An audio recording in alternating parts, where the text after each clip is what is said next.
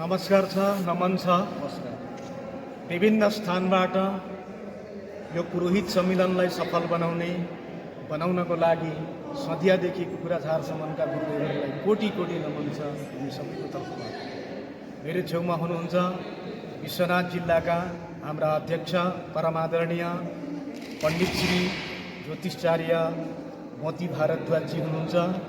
हाम्रो व्यवस्थामा सम्पूर्ण नियोजित हुनुभएको आदरणीय गुवाहाटी महानगरका गोपाल काप्लेजी हुनुहुन्छ। रोहिणी गुरुजी हुनुहुन्छ। सदियाबाट पाल्नु भएको हाम्रा गुरागाई गुरुजी ख्याम गुरागाई हुनुहुन्छ। ख्याम गुराईजीका पिता श्री दधिराम गुरागाई हुनुहुन्छ। टिकाराम नेपालीजी हुनुहुन्छ।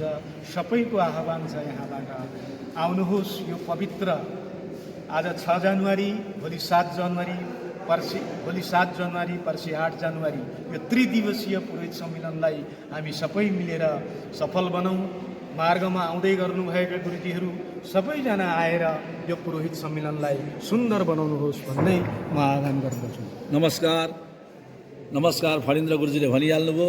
यही हो हाम्रो आह्वान। हजुरहरू समयमा उपस्थित भएर हामी अहिले एकछिन पछाडि नै हाम्रो कार्यक्रम शुभारम्भ हुने बेला भइसक्यो। अब दीप प्रज्वलित हुन्छ।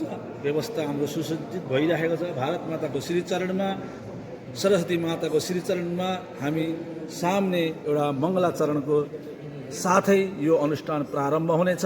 हजुरहरू अब सबैजना यहाँ उपस्थित भई एउटा हाम्रो वैदिक परम्परा नेतृत्वमा यो अनुष्ठान चल्नेछ र हजुरहरूको आशा गर्दछौँ समयमा उपस्थित हुनुहुन्छ भन्ने सबैलाई नमस्ते।